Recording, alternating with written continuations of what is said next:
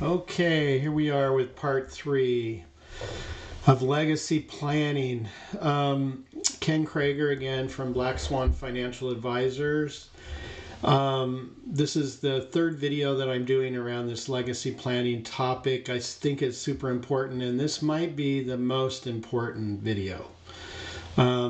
Again, disclaimer. This video and every other video, everything on my website, please go to my website. You can get more resources there.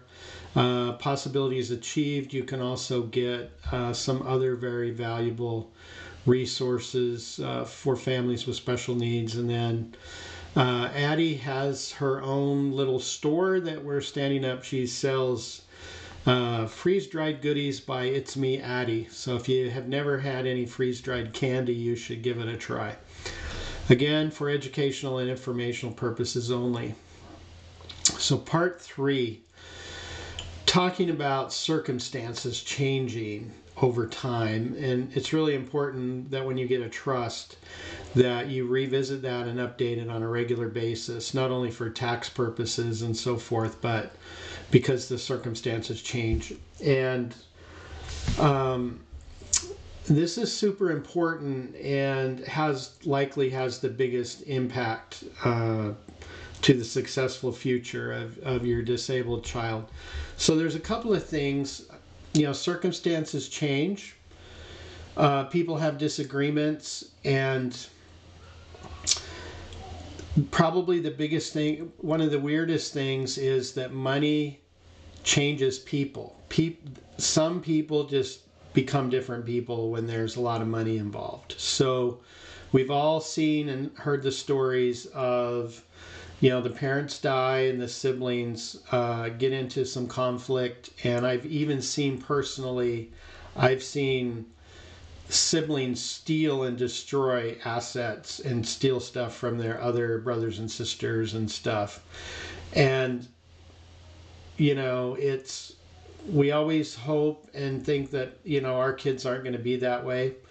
But that's the extreme case. But the reality is that circumstances change. And even if it doesn't get that bad, things can happen that can have an adverse effect on the future of your child with special needs. So I'll give you some examples. These are real life examples. Some of them in my own family, but for example, when we were younger, I have 2 other kids. I have 3 kids, a girl and a boy, and then Addie is a girl. So 2 girls and a boy. And Addie's older sister spent most of her time. She spent a lot of time with Addie when Addie was growing up until she went to college and everything. But just a simple thing like Shelby is married, and actually her brother is also married, and they have their own family and they have their own children, and they all get along great with Addie. Addie loves them, they love Addie. But a few years ago, Shelby and her family had to move to northern Idaho for college, living in a small apartment. And so we have a trust, and we've outlined guidance in there, like who would be, we recommend to be the guardian, who's the trustee. We split up responsibility, but we also have a third person in there, happens to be my wife's sister, so that she can be a tiebreaker. So Shelby and her family is up in Idaho, and they're going to school, and the situation, they were really tight with resources and everything. And if we would have died, and Addie, it just wouldn't have been feasible probably for Addie to go live with her sister at that time.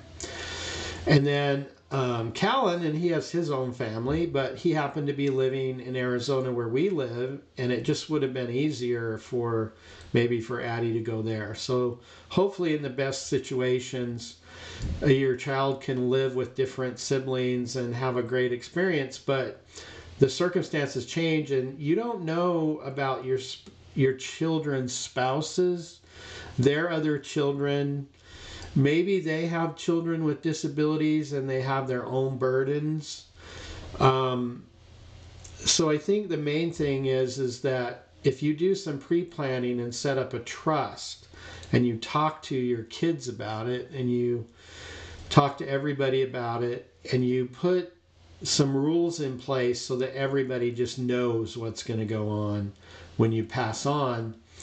And think about that probate thing again, right? So Addie's an adult now.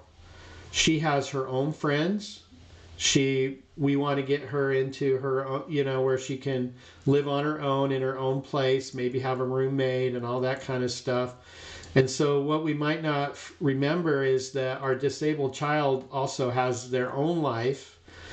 And when we pass on as parents and we pass on, that could be a huge disruption to, for example, if we would have passed on and Addie would have had to go live with her sister up in Idaho, she wouldn't have her friends, she wouldn't, have all those things, right? So anyway, that's another thing. And then for a few minutes, let's just talk about the money. Because hopefully you're leaving a significant amount of resources and money so that your loved one with special needs can have a great life and do the things that they want. So your other children might be at different levels of financial stability or ability or whatever you want to call it. I mean, they're young families probably. So again, you just don't know what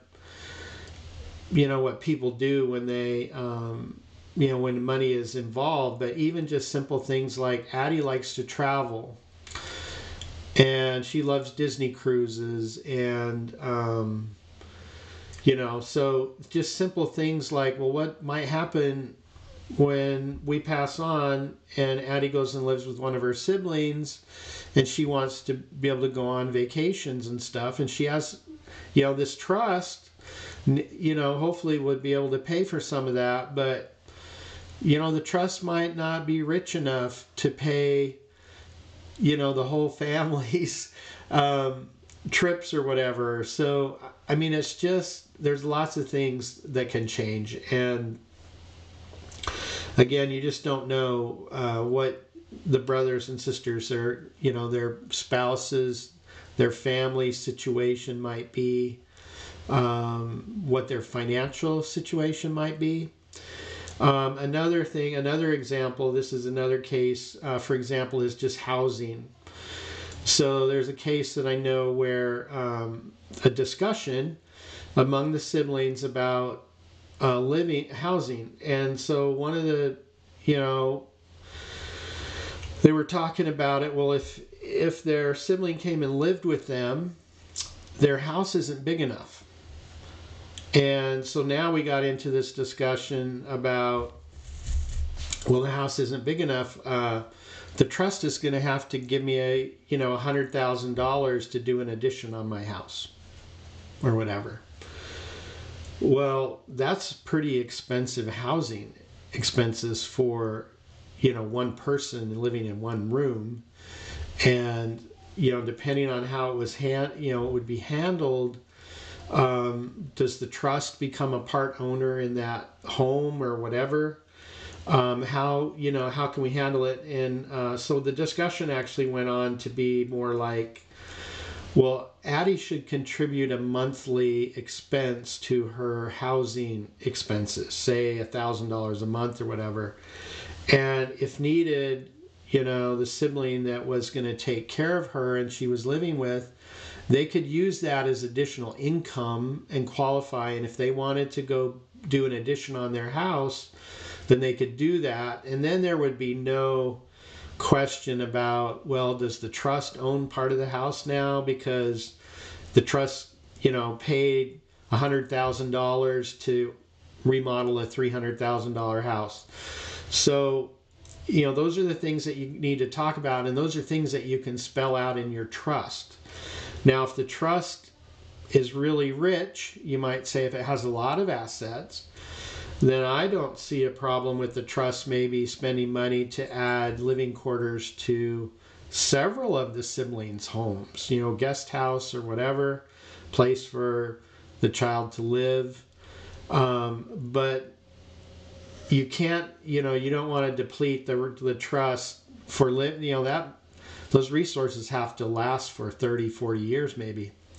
And so it's just a good idea, if you have a trust, if you plan for some of this, talk to the family and the siblings and everything.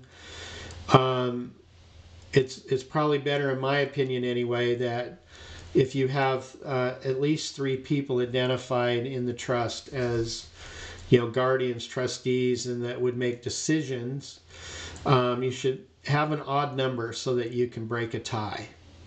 And so anyway, those are just some of the concerns and some of the things that you should think about.